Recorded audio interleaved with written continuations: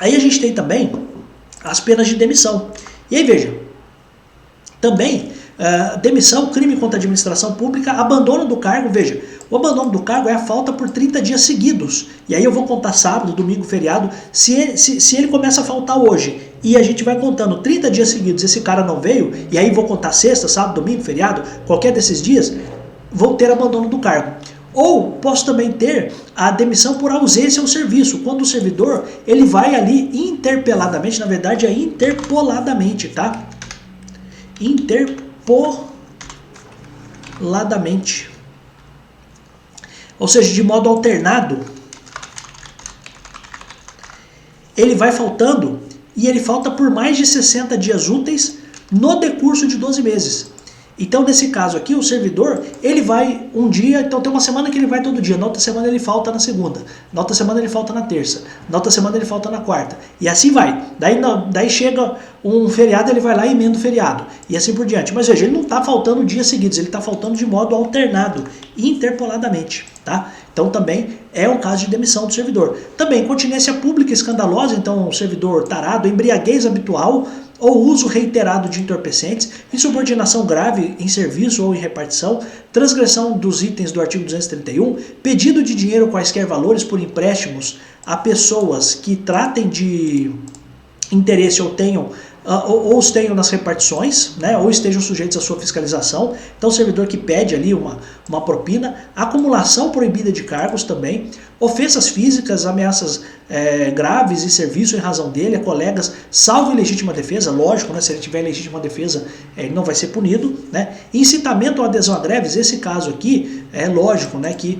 você não deve considerar, porque isso aqui é claramente inconstitucional, mas isso aqui não é. Prática de atos de sabotagem é caso de demissão, tá? Então, atos de sabotagem é caso de demissão. Revelação de assunto sigiloso, lembrando que revelação de assunto sigiloso também é ato de improbidade, que atenta contra princípios da administração. Acho que você deve se lembrar disso, né? Então, um ponto importante também. Aí, prosseguindo, meus amigos, a gente tem uma informação importante. A demissão a bem do serviço público, veja, a gente viu aqui demissão, né? Quais são as hipóteses de demissão a bem do serviço público? Você poderia ter a demissão a bem do serviço público quando, para as hipóteses aqui dos itens 1 e 2, então, crime contra a administração pública e abandono do cargo, ou em outras hipóteses, dada a gravidade da falta e nos demais casos do mesmo artigo. Então, meio que a lei deixa aberto. Então, quando o cara vai ser punido, pode ser que ele receba a pena de demissão ou receba a pena de demissão a bem do serviço público. Altamente questionável isso, mas como está no Estatuto do Servidor, vamos tocar aqui e apenas guarde essa informação. Então, todas as hipóteses de demissão, você poderia também ter a aplicação da demissão a bem do serviço público. Qual a consequência, professor, da demissão a bem do serviço público? Veja, isso vai constar, né? Então, se a pessoa quiser fazer algum outro concurso, vai constar na certidão que este servidor foi demitido a bem do serviço público, ou seja, ele fez uma coisa muito grave e ele ainda fica um período, não é ad eterno, não é para o resto da vida, como diz o Estatuto, porque isso não poderia, porque a própria Constituição veda penas de caráter perpétuo, né? E o Estatuto do Servidor foi feito em 67, né? Então é lógico que ele tem algumas coisas ali que são incompatíveis com a Constituição, mas a demissão a bem do serviço público é uma situação muito mais grave, muito mais aviltante, tá? Aí outra coisa importante, uma vez submetido a processo disciplinar, então o servidor está sendo processado disciplinarmente, ele só pode ser exonerado a pedido, ou seja, ele só pode de fato, só se pode aceitar o pedido dele de demissão, de desligamento, de exoneração, depois de reconhecida a sua inocência ou após o cumprimento da penalidade, tá? Por quê? Porque qual é o ponto? Às vezes o servidor, para fugir de uma penalidade, pensa que ele cometeu um negócio tão grave que pode ser que ele seja demitido a bem do serviço público. Aí ele vê o negócio ferver, ele diz o seguinte, não, quer saber, eu vou pedir demissão, porque aí eu não vou ser punido. E aí o artigo 248 do Estatuto vem proibir isso, vem dizer para ele o seguinte, ó, escuta aqui, você está sendo aqui processado, você pode eventualmente receber aqui a demissão, ou demissão a bem do serviço público, espera um pouquinho.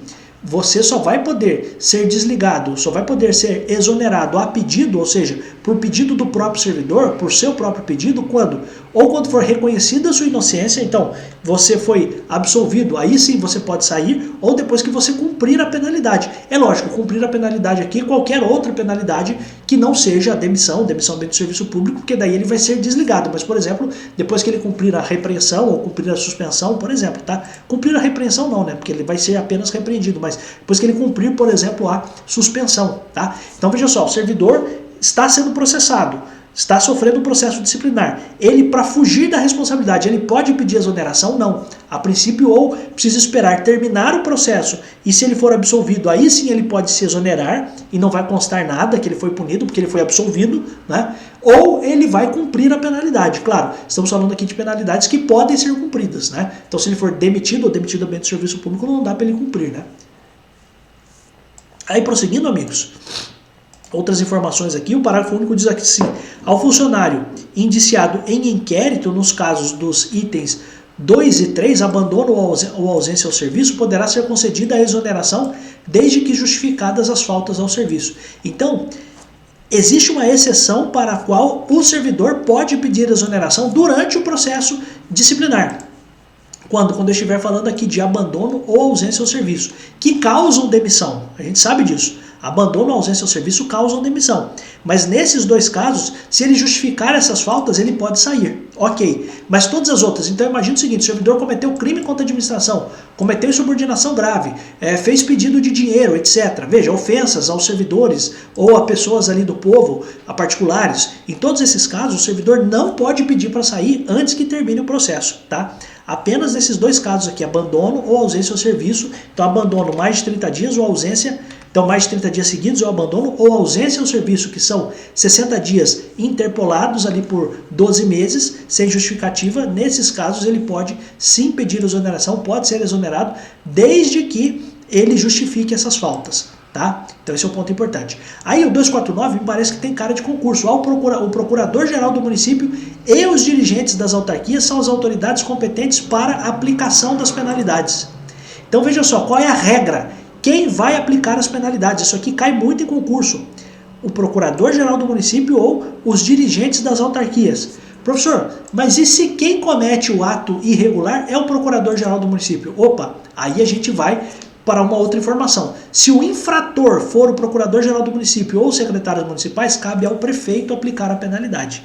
Então é lógico, né? Então veja, para qualquer servidor, quem que vai aplicar a penalidade? O procurador-geral do município, e se estivermos falando de uma autarquia, os dirigentes de uma autarquia. Claro, no âmbito do próprio município, a administração direta, dentro do próprio município, vai ser o procurador-geral do município que vai aplicar a penalidade. Qual é o ponto importante? E se quem comete o ato ilícito for o procurador-geral do município ou se for secretário municipal, aí cabe ao prefeito. Então, se o infrator, então veja só, se o infrator for qualquer servidor, procurador-geral do município, dentro do município, tá? E na autarquia, o dirigente da autarquia. Então, se o infrator for qualquer servidor, quem aplica a penalidade é o procurador-geral do município. E se quem é o infrator for o procurador-geral do município ou secretários municipais, aí cabe ao prefeito a aplicação da penalidade. Aí tem uma coisa importante: quando o procurador-geral do município impõe uma penalidade, o servidor pode recorrer. Quem que vai julgar esse recurso? O recurso é julgado pelo secretário de Administração e Inovação em última instância. Então é claro que nós estamos falando aqui de um servidor. Então servidor... Então vamos colocar assim, ó. Só para que você entenda, já estamos acabando, tá? Então, servidor comum que foi punido pelo procurador-geral do município pode recorrer. O recurso será julgado pelo secretário de Administração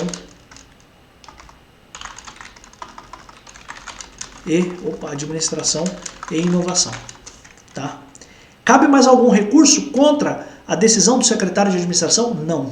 Ah, mas não manda para o prefeito? Não. Tá? Então, se foi o procurador-geral do município que impôs a penalidade, o servidor pode recorrer. Vai recorrer para quem? Para o secretário de Administração. E o que o secretário de Administração e Inovação disser, está dito. Tá? Não tem mais recurso. Daí depois ele pode entrar na justiça, etc., mas não tem mais dentro da administração, dentro da parte administrativa, não tem mais nada a ser feito, tá? Você tem a possibilidade de reabilitação. O que é reabilitação? É o servidor que foi punido, mas ele quer limpar a ficha dele. Então, para os casos de repreensão, suspensão ou multa, eu posso limpar a ficha do servidor. Então, poderá ter cancelado no seu assentamento individual a anotação de penalidade, desde que o requeira, depois de 5 anos de exercício, sem haver sofrido nesse período qualquer outra penalidade disciplinar. Então, ponto importante também. Então, se o servidor ele foi punido ou com repreensão, suspensão ou multa, ele pode entrar, ele vai continuar trabalhando, porque ele foi repreendido, vai continuar trabalhando. Recebeu a suspensão, recebeu a multa, ele vai continuar trabalhando. Depois de 5 anos que ele continuou trabalhando e não sofreu mais nenhuma penalidade, ele pode ter cancelado cancelada, né, na verdade, a penalidade de repreensão, de suspensão, de multa. Então, qual é o ponto importante aqui? O servidor foi punido, continuou trabalhando. Porque, veja, são punições que são mais leves. Repreensão, suspensão ou multa, né? Então, nesses casos, ele, se continuou trabalhando, depois de 5 anos, ele pode apagar aquilo ali. Desde que ele não tenha sofrido nesse período qualquer outra penalidade. Então, claro, ele sofreu aquela penalidade de repreensão, de suspensão ou de multa, mas aquilo foi um acidente de percurso e nunca mais aconteceu nada com ele. Ele continuou trabalhando e foi um bom servidor por 5 anos. Então, ele se reabilitou. Então, ele não vai ter mais nenhuma penalidade depois, tá? Não vai constar, se alguém puxar as informações dele, não vai constar que ele foi punido, tá? Essa é a informação. Estamos acabando, meus amigos, olha só. Prescrição, né? Outros casos, outras informações aqui de prescrição. Os prazos de prescrição que são previstos na lei penal aplicam-se às infrações disciplinares capituladas também como crime. Então, vou te dar um exemplo. Então, pedir dinheiro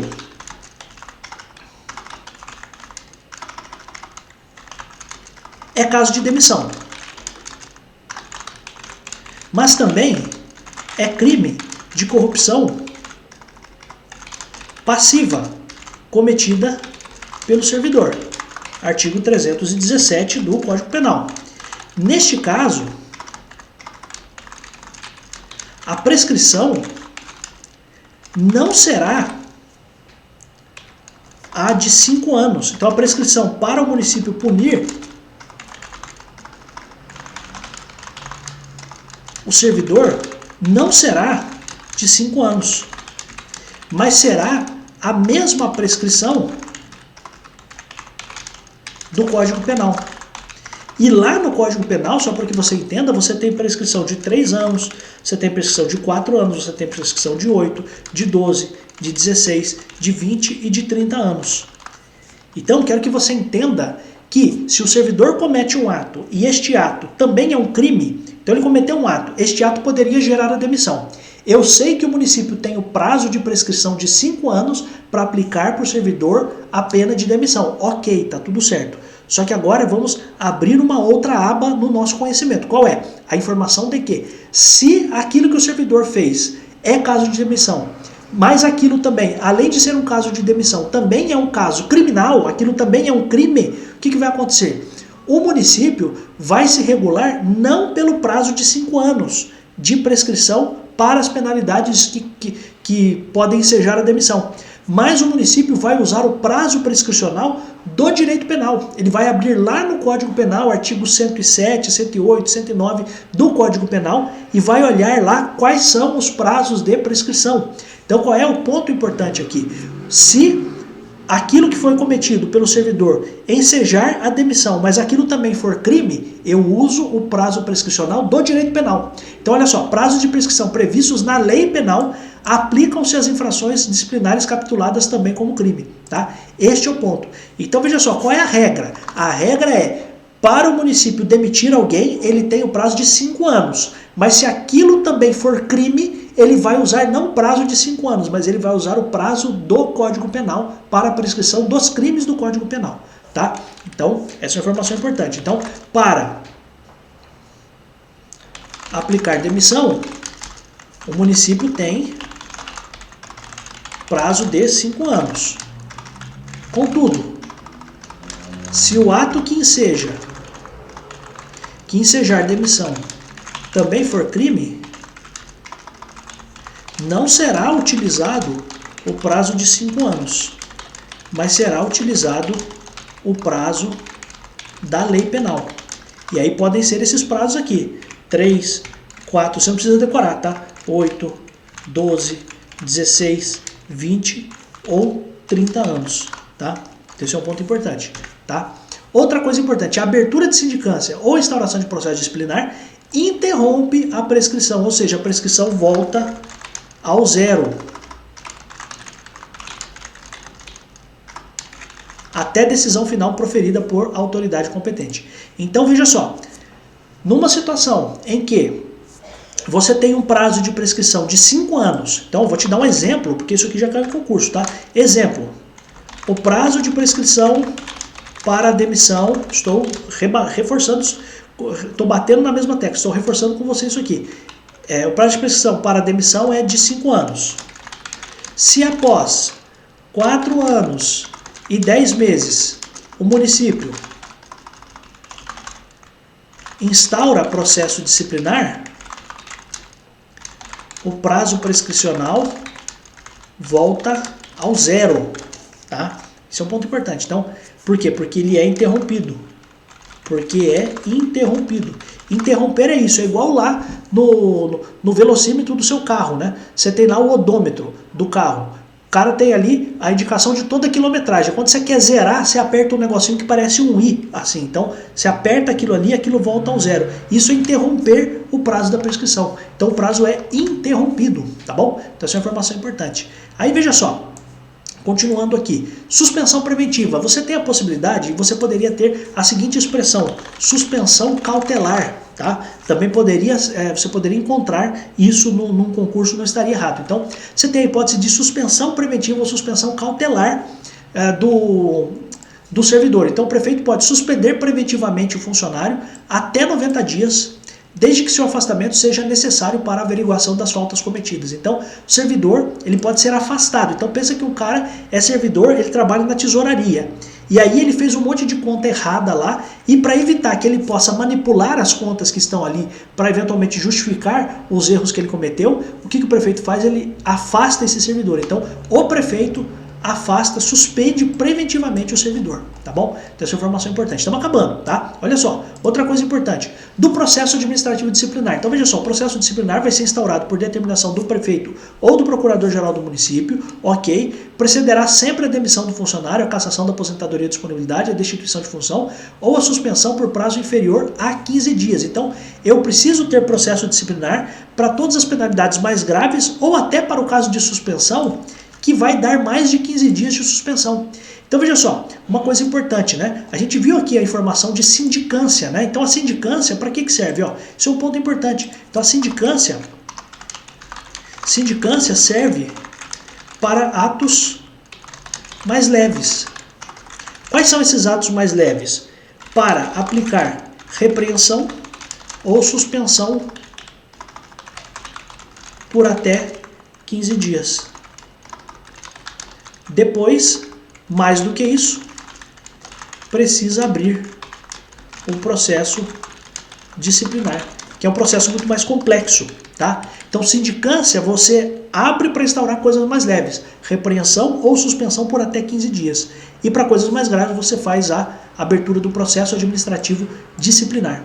Tá bom? Aí veja só, julgamento, né? Então, no caso do abandono do cargo ou função, o diretor do órgão do pessoal promoverá a publicação no órgão oficial de editais de chamamento, pelo prazo de 30 dias. Então, o servidor pode ser ali chamado, né, para que possa ali justificar, possa se defender, explicar o porquê que ele não está indo trabalhar. Então, no caso de abandono de cargo ou função, é publicado ali edital para tentar chamar o servidor para ver se ele aparece. Fim do prazo previsto nesse artigo e não tendo sido feita a prova da existência de força maior ou de coação ilegal, o diretor do órgão do pessoal proporá a expedição do ato de demissão. Então eu quero que você entenda que no caso do servidor que está faltando muito, então ele está sendo demitido ali por abandono do cargo, então ele faltou por mais de 30 dias. Ok, de modo seguido ali, contados todos os dias. Ele faltou por 30 dias seguidos, não é nem mais de 30 dias, é 30 dias seguidos, né? Faltou por 30 dias seguidos, 30, 31, 32 e tal, por pelo menos 30 dias, o que vai acontecer? Vai ser feito um edital para chamar esse servidor para saber o seguinte, escuta aqui, você não está vindo por quê? Porque, veja, pode ser que seja publicado esse edital e o servidor diga o seguinte, olha, eu não estou vindo por força maior. Eu não estou vindo porque eu estou sofrendo uma coação ilegal. Eu estou sendo ameaçado por outro servidor, estou sendo ameaçado pelo meu chefe, estou sendo ameaçado por um munícipe que está indo lá e está dizendo que se eu for trabalhar ele vai me matar. Por exemplo, estou dando um título de exemplo, né? Então, nesse caso, qual é a defesa do servidor para um caso de processo por abandono de cargo ou função? Ele tem que se defender dizendo o seguinte, olha, tá certo, eu não vim por esses 30 dias seguidos aqui, mas ó, foi por força maior. Deu uma enchente e no lugar que eu estava não tinha celular, caíram as torres de transmissão e eu não consegui me comunicar. Ou por causa de coação ilegal. Então, olha, estou sendo ameaçado, tenho testemunhas, tem pessoas aqui que viram, que filmaram, etc. Então, essa é a defesa do servidor. Agora, o servidor passou por tudo isso, né? Teve o edital de chamamento, etc. E ele não compareceu, opa, aí o diretor do órgão do pessoal vai propor o quê? A expedição do ato de demissão, tá bom? Então, só pra gente finalizar, estamos acabando mesmo agora, hein? Então, olha só, revisão do processo. Veja só, é possível fazer a revisão do processo. Uma coisa é reabilitação, quero que você entenda isso. Reabilitação é o servidor que continua trabalhando e ele quer limpar a ficha dele.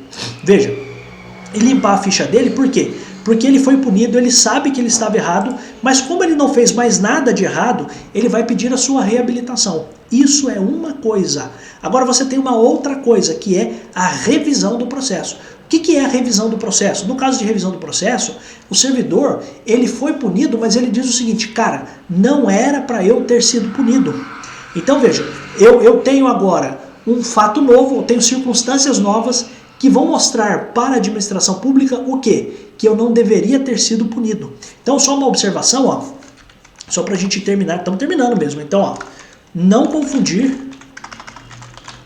com reabilitação. Porque na reabilitação, o servidor não está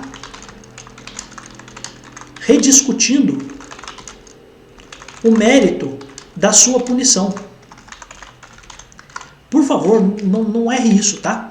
Então, a gente tem aqui, no caso de revisão do processo, você tem outra coisa. Então, só para que você entenda, tá? Vamos até fazer um quadrinho aqui, ó, rapidinho. Só para você não confundir. Então, olha só. Na reabilitação, o servidor quer apenas limpar sua ficha. E não rediscute a punição. Já na revisão, o servidor quer rediscutir a punição. Pode ser o servidor ou seus familiares, a gente vai ver, tá? Então, esse é um negócio importante, tá? Então, a revisão, ela vai acontecer a qualquer tempo, tá? A pedido do servidor ou de ofício, vai que a administração percebe que errou, tá? Então, esse é um ponto importante. Qual é o motivo para a revisão? Surgiram fatos novos ou surgiram circunstâncias que vão provar a inocência do servidor ou que indiquem que a pena aplicada foi inadequada. Então, esse é um ponto importante. Olha, a pena que foi aplicada para mim, eu fui aqui punido com, eventualmente, suspensão por 60 dias. Eu perdi os 60 dias de trabalho. Mas veja, na verdade, eu deveria ter sido punido com uma suspensão de 15 dias. Então, acabaram-se todos os recursos, etc. Mas agora eu provo que o que aconteceu, eu provo que houve um fato novo, eu provo que tem uma circunstância que comprova que, de fato, a pena foi excessiva, foi uma pena inadequada. Mas veja, não basta alegar a injustiça da pena, tá? Eu preciso provar o quê? Fatos novos ou circunstâncias novas que vão justificar o quê? Que vão provar a minha inocência. Então eu tenho uma testemunha, tenho uma gravação, eu tenho um documento, ou eu tenho ali uma argumentação de que a pena foi inadequada, certo? Então eu vou provar por A mais B que essa pena foi inadequada. Então não basta alegar que a pena foi injusta, eu tenho que provar isso. Tanto é que a gente vai ver que o ônus da prova é do requerente, de quem de fato está pedindo esta revisão, tá? Então, esse é um ponto importante. Outra coisa, se o servidor for falecido ou se ele estiver desaparecido, né, saiu para comprar cigarro e não voltou mais, qualquer pessoa da família pode requerer ali a revisão, tá? Então esse é um ponto importante. E se o servidor tiver incapacidade mental, o curador, a pessoa responsável pela sua curatela, vai fazer esse pedido, tá? Como eu disse, o ônus da prova é do requerente, então cabe ao requerente provar o fato novo, cabe ao requerente provar a sua inocência, cabe a ele provar que a pena foi ilegal, foi excessiva, tá? O requerimento da revisão vai ser dirigido ao procurador-geral do município, tá? E aí, veja só, existe um prazo de julgamento de 30 dias de conclusão, de 30 dias prorrogável por igual período para a conclusão dos trabalhos, tá? E aí, lógico, né? Não pode piorar a situação, não pode agravar a penalidade do servidor, tá? Então, se o servidor foi punido com suspensão de 60 dias, eu não posso, fazendo a revisão agora, ser punido com uma demissão. Ou eu não posso, no primeiro momento, ter sido punido com a demissão, faço aqui a minha revisão e agora sou punido com demissão a bem do serviço público, uma coisa pior. Por quê? Porque aqui você tem aquele princípio do non reformatio impejus, tá? Então você não pode reformar, mudar uma decisão em prejuízo de quem está pedindo essa mudança.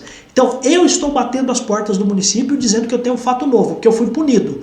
Agora, o município não pode olhar para mim e falar: ah, você foi punido com demissão? Na verdade, você tinha que ser demitido com demissão a bem do serviço público. Agora eu vou enfiar em você uma demissão a bem do serviço público. Não pode, tá bom? Então essa informação é importante, tá? Agora estamos...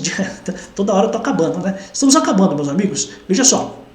Outros pontos importantes aqui para a gente finalizar, né? Disposições aqui gerais e transitórias. Então é vedado ao funcionário trabalhar sobre ordens diretas do cônjuge ou de parentes até segundo grau, né? Então, lógico, aqui a gente está falando de nepotismo, né? Então não pode ter nepotismo até segundo grau, salvo quando se tratar de função de imediata confiança e de livre escolha, não podendo exercer a 2 o número de auxiliares nessas condições. Então, aqui você tem uma situação que, de certo modo, atualmente a nova lei de improbidade ou a alteração que foi feita na lei de improbidade até de certo modo autorizaria, mas estou trazendo aqui para você o que está de fato no Estatuto do Servidor, tá? Aí olha só, para efeitos deste Estatuto vão ser membros da família do servidor, cônjuge, companheiro, ascendente, descendentes em linha reta, as sobrinhas e irmãs solteiras, viúvas e desquitadas, olha só, sobrinhos, irmãos menores ou incapazes.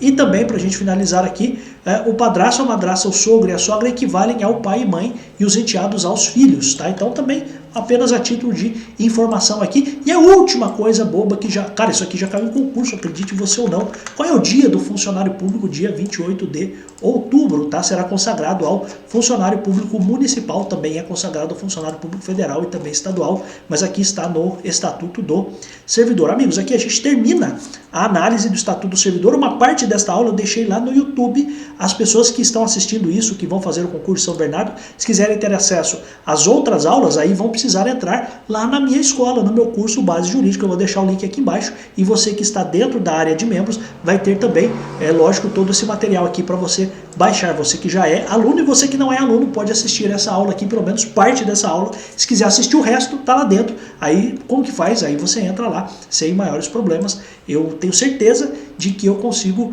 de fato, fechar todo esse conteúdo aqui. Fizemos aqui uma viagem muito rápida, logicamente, por todos os assuntos relevantes do Estatuto do Servidor, que vão te ajudar a responder questões do seu concurso, tá bom? Volto então dos outros vídeos, um grande abraço. Você que está aqui no YouTube, agradeço. Se você puder se inscrever e curtir, agradeço bastante também. Se quiser entrar lá na minha escola Base Jurídica, fico também muito agradecido. Tem lá aulas para o concurso aí de São Bernardo do Campo e tantas outras aulas para concurso, tá bom? Um grande abraço, volto em tantos outros vídeos, porque eu adoro estar aqui.